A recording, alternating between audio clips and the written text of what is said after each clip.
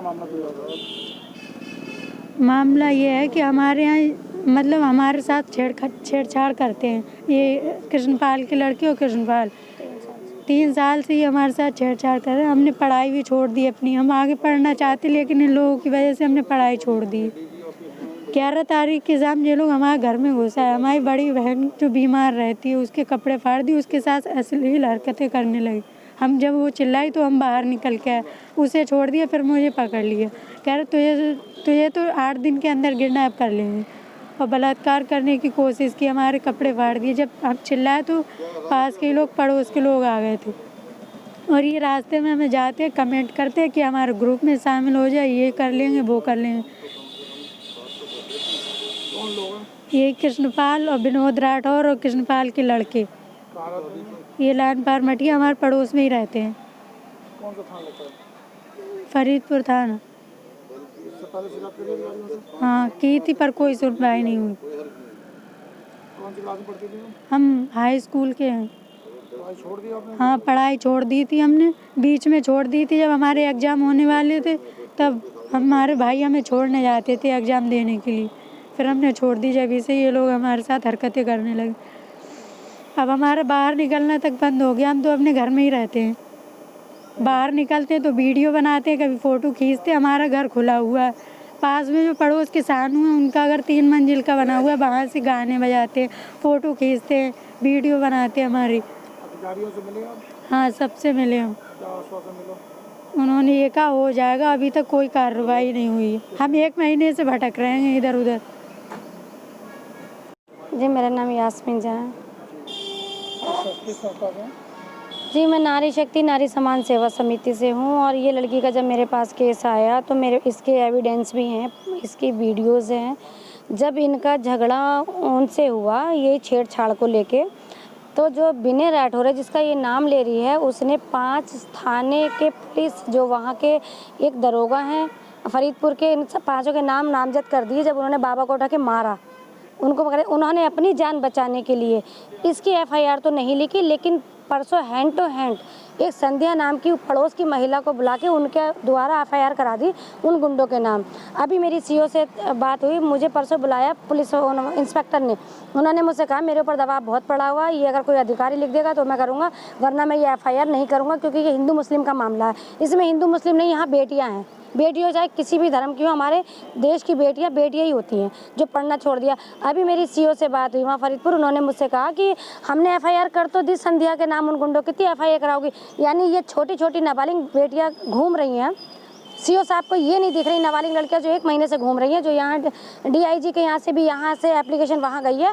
उन्होंने तुरंत ही बचाव करने के लिए अपना पुलिस ने तुरंत ही परसों एक FIR ले ली संध्या से। ज़बरदस्ती उस लड़की से पूछना, वो लड़की खुद बताएगी कि मुझे फंसा दिया। वो कह रही है हम बयान नहीं देंगे, हम कोर्ट कचहरी नहीं करेंगे, और उसकी FIR तहरीर लेके तुरंत हैंड टू हैंड कर दी। यानी परसों उसकी 1 घंटे में FIR कर दी। और ये लड़की घूम रही हैं 1 महीने से, नाबालिग बेटियां, इनकी कोई तहरीर नहीं, कोई सुनवाई नहीं, कुछ नहीं। और कह रहे हैं हमसे कि आप रंग दे रही हो। कहाँ से रंग आ गया? रंग तो आप दे रहे हो कि आप अत्याचार, जो बेटियां पढ़ाई, नाबालिग बेटियां पढ़ाई छोड़ के बैठी हैं, उनके खिलाफ FIR करने के अलावा तुमने अपना बचाव करके दूसरी महिला से ले लिया, जबकि महिला पे एक भी एविडेंस नहीं है कि वो ये बता सके कि उसे किस जगह किस टाइम छेड़ा था। इसकी पूरी वीडियो मेरे पास है, पथराव की भी।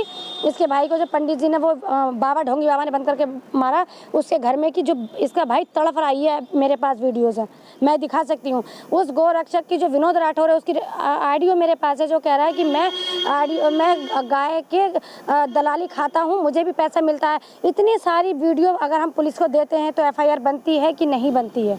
बनती है, पथराव के बाद भी इनके घर की। इतने पे भी अगर एविडेंस, तो फिर सरासर अंधा कानून हो गया। अधिकारियों से मिलने नहीं दिया जाता, अधिकारी से मिल ही नहीं पा रहे हैं हम, और लड़कियों का इंसाफ हो नहीं रहा है। ना CO साथ दे रहे हैं, ना वहाँ के इंस्पेक्टर ने साफ मना कर दिया, और मुझे बेवकूफ़ बना के संध्या से कैश लेकर परसों एकदम कर दी उन्होंने FIR। तो कहाँ का इंसाफ है? ये कोई इंसाफ नहीं है। ये के तहत अभियंताओं के हितों की योजनाओं हेतु धन आवंटित करने की जिम्मेदारी है। सदस्यीय ट्रस्टी कमेटी गठित है। उपरोक्त ट्रस्टी कमेटी का चेयरमैन उत्तर प्रदेश का एडवोकेट जनरल माननीय राघवेंद्र सिंह जी। मेरा नाम बनवारी लाल मौर्य एडवोकेट है। बनवारी लाल मौर्य एडवोकेट, जिला संयोजक डॉक्टर अंबेडकर राष्ट्रीय अधिवक्ता संघ। माननीय उच्च न्यायालय द्वारा कोरोना संक्रमण के कारण हुए लॉकडाउन में अधिवक्ताओं की आर्थिक स्थिति को देखते हुए माननीय उच्च न्यायालय द्वारा रिट संख्या 500/2020 में अधिवक्ताओं के लिए सहायता राशि आवंटित करने हेतु बार काउंसिल और राज्य सरकार को आदेशित किया था। लेकिन राज्य सरकार अधिवक्ताओं के हित के लिए जो आदेश किया था माननीय उच्च न्यायालय द्वारा, उस आदेश का अनुपालन नहीं कर रही है और अपनी हठ धर्मिता पे अड़ी हुई है। इसलिए डॉक्टर अंबेडकर राष्ट्रीय अधिवक्ता संघ द्वारा माननीय जिलाधिकारी को माननीय मुख्यमंत्री जी को भेजने हेतु एक ज्ञापन दे रही है, जिससे कि ये माननीय उच्च न्यायालय के आदेश के अनुपालन करते हुए अधिवक्ताओं के लिए, पूरे प्रदेश के अधिवक्ताओं के लिए समुचित आर्थिक सहायता उपलब्ध कराई जाए। ये हमारी मांग है।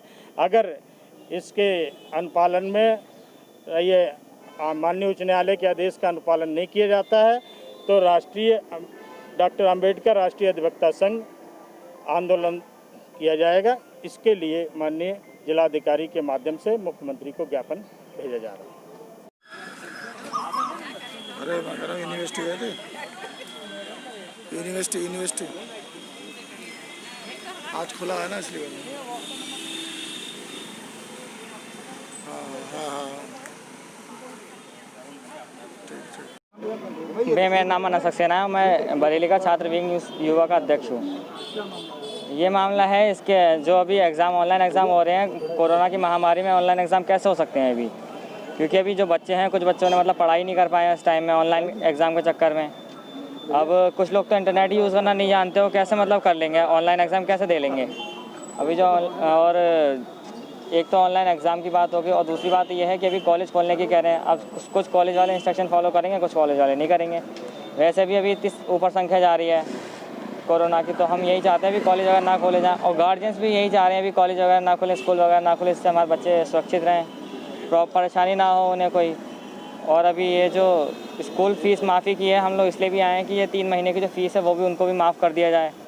जब बच्चे बेचारे कॉलेज नहीं आ पाए, कुछ गार्जियन ऐसे बहुत गरीब हैं, फ़ीस कैसे देंगे, और फ़ीस ही नहीं दे पाएंगे तो फिर कैसे मतलब वो होगा। उनसे फ़ीस ज़बरदस्ती मैसेज करे आ रहा है, कॉल करे आ रही है कि फ़ीस दो, बेचारे नहीं दे पा रहे। हमारे तो जितने आम आदमी पार्टी के लोग हैं वो खुद जिन के खुद के स्कूल हैं वो अपनी 3 महीने की फ़ीस माफ़ कर रहे हैं।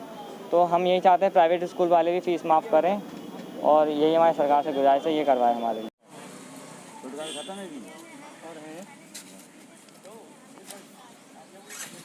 सर विजय कुमार। सर मेरा बड़ा भाई था सर वो पानीपत में चांदनी बाग गणेश नगर कॉलोनी में सर मजदूरी का काम करता था सर। लेकिन सर जो लॉकडाउन लग गया, फिर उसके बाद मजदूरी तो बंद हो गई। फिर उसके बाद सर उसने मतलब फलों का ठेला लगा लिया।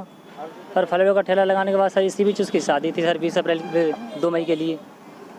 फिर सर वो 20 अप्रैल को साइकिल से सर रवाना हो गए वहाँ से सर, और जमुना बॉर्डर तक आकर उन्होंने बात पर मतलब बताया कि हम जमुना बॉर्डर तक आ गए हैं, पुलिस प्रशासन ज़्यादा है तो वहाँ से हमें निकलने नहीं दे रहे हैं सर। इसके बाद सर 9 बजे के बाद उनका फ़ोन बंद हो गया, फिर उनसे कोई बातचीत नहीं हुई सर। मतलब यहाँ थाने रिपोर्ट भी हमने लिखाई थी, तो उन्होंने आदेश दिया अगर मतलब दिन ज़्यादा हो चुके हैं तो आप मतलब खोज के लिए जा भी सकते हैं। तो वहाँ हम सर पानीपत पहुँचे। वहाँ पहुँचकर सर हमने थाने, चौकी, कोर्ट में भी सर अपील की, लेकिन कोई सुनवाई नहीं की उन्होंने। सर वहाँ से वो साइकिल से निकले थे सर पानीपत में मजदूरी का काम करते थे सर। और सर उनकी लॉकडाउन लगा तभी चले थे। जी सर, वो लॉकडाउन लगा तभी चले थे सर वहाँ से। और सर उनका फ़ोन था, उनकी लोकेशन निकलवाई तो सर विंजोल गाँव दिखा रही है सर, विंजोल गाँव दिखा रही है। वहाँ हमने 8 मरला चौकी पर सर बात की थी चौकी इंचार्ज से। तो वहाँ मतलब जो विंजोल गाँव था वहाँ पर के सरपंच से उन्होंने मिलाया, तो वहाँ के सरपंच बोल रहे थे कि मतलब यहाँ ऐसी कोई बात नहीं है, अगर होगी तो हम आपको तुरंत सूचित कर देंगे। क्या नाम है अपना? चंद्रवती। हमारा लड़का पैदा करन गाँव मजदूरी करन पानीपत, तो वहाँ 20 तारीख को चलो उसकी शादी फिर जमुना बॉर्डर पर आए कर उसने बात करी। हम उनसे निकले आए कमरा पैसे जमुना बॉर्डर आए गए, उतने खन से फ़ोन लाग कर फिर फ़ोन स्विच ऑफ हो। फिर हमसे कोई बात नहीं भैया, आज लोग कहते हैं सिगरेट ढूंढ रहे हैं, सब काम कर रहे हैं, कहूँ पतो ही ना है उनको।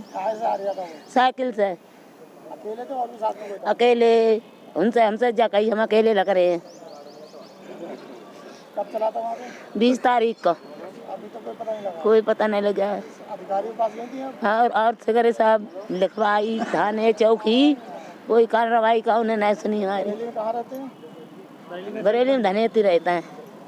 कौन सा थाना होता है? खरक थाना अलीगंज।